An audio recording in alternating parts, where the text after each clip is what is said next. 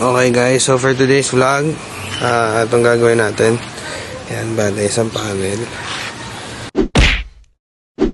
Tiga Pasay pa to si sir. Customer namin to sa Pasay. Pinuntahan niya pa rin kami dito sa Novaliches. Ayan. So, papasok muna natin. Tapos ito, ayan, na-disalign po yan mga boss.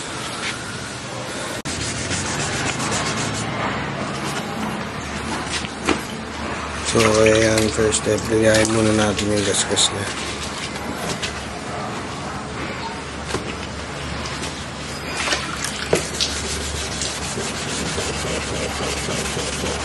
Okay, so ayan yung pinakagasgas niya. Ready for primer na tayo dyan.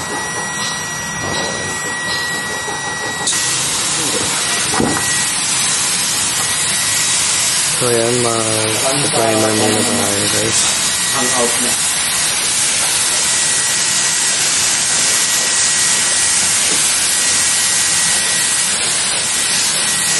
Ako maraming lalakad-lakad. Ayan, medyo nakulayan na natin siya ng konti. Pero, patutuin lang muna natin yan. Tapos bubugaan natin ulit lahat yan. So, sa mga nagtatanong, yung ganong itsura nung tama is nasa 4.5 na po yun. Quality materials lang po kasi tayo. So, hindi natin kaya tapatan yung mga 1.5, 2.5 per panel. Ayan. Hindi tayo gumagamit ng mga China or any substandard materials. Tapos, ayun, kung gusto nyong pwede nyo akong tawagan. Meron naman doon sa mga caption ko yung location natin nandun. Malapit tayo sa SM Novaliches. Tsaka nandun yung number ko. Pwede nyo tawagan. Mas maganda kung makapag-send kayo ng picture tsaka video para ma-estimate natin ang tama. So, ayan, going back. Ayan, bubugayan natin siya. And then, magpa-primer muna tayo.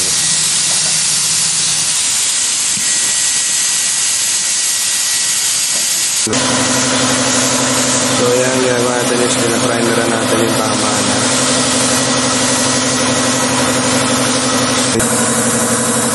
Ayan, dilihain muna natin para kuminig siya bago tayo mag-apply ng pintura niya. So ayan, after natin i-cure yan, pwede na natin siyang bugaan ng kulay. So kung magkukulay na tayo dito, makikita nyo wala na yan. Tapos ito ayos na yan. Nakita nyo diba kanina nakaangat siya. Nakaangat to hanggang dyan. Mga nakaangat yan.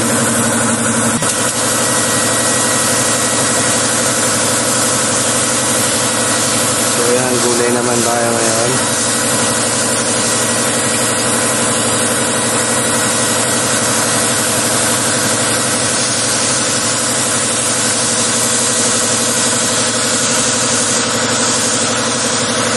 Naman ito si sir, sobrang agad dumating dito. So ayan guys, nakita nyo unang patong pa lang yan ng top coat, napaka-intap na.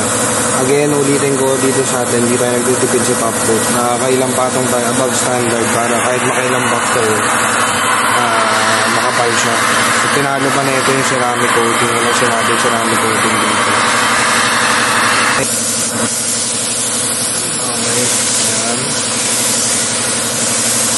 Coat na ulit ito guys. Ito yun, napakakapal. Ulit look.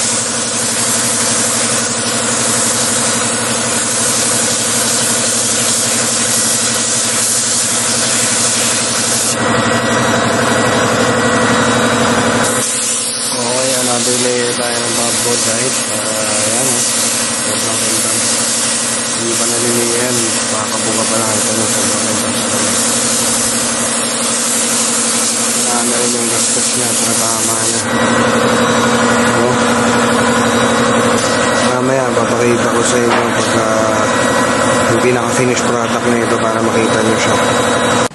Okay guys, ito na yung ating pininturahan. Ayan, makita nyo, napakaganda.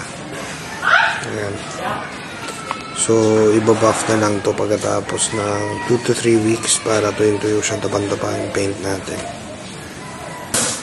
Okay, so ayan o. Ayan yung pinaka-finish product natin.